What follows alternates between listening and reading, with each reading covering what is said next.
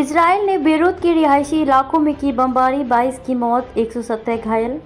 Israel ने गुरुवार की रात लेबनान की राजधानी बेरूत के डाउनटाउन शहर में कई हवाई हमले किए। इस हमले में 22 लोगों की मौत हो गई और 117 लोग घायल हो गए।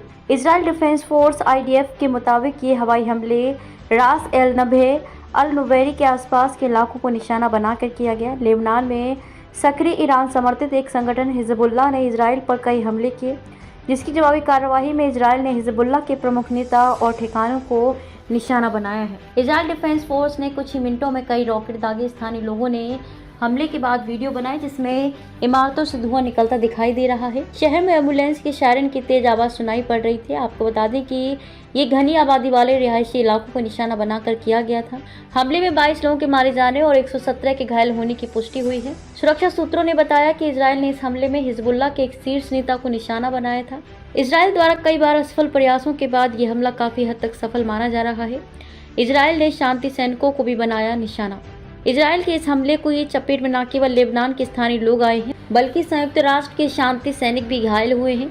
इजरायली सैनिकों पर आरोप है कि उन्होंने लेबनान में संयुक्त राष्ट्र के शांति सैनिकों पर बार बार हमला किया, जिसमें 2 इंडोनेशियाई शांति सैनिक घायल हो गए। इतालवी रक्षा मंत्री गुइडो क्रोशेटो ने इस शत्रुतापूर्ण कृत्य करार दे निंदा की है और कहा कि ये युद्ध अपराध है। वहीं स्पेन ने इसे अंतर्राष्ट्रीय कानून का उल्लंघन बताया है। संयुक्त राष्ट्र ने इसकी गंभीरता को लेकर चिंता व्यक्त की है। इजराइल की सेना पिछले महीने से लेबनान में हिजबुल्लाह ठिकानों पर लगातार हमले कर रही है, जिसमें अब तक 1200 से ज्यादा लोगों की मौत हो चुकी है और लाखों लोग विस्थापित हो गए हैं।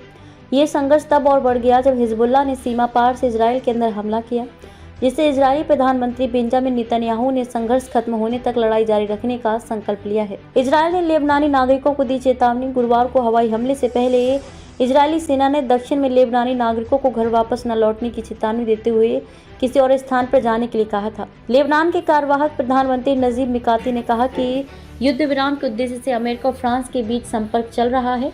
हालांकि अमेरिका या फ्रांस की ओर से इस संबंध में कोई टिप्पणी नहीं की गई है।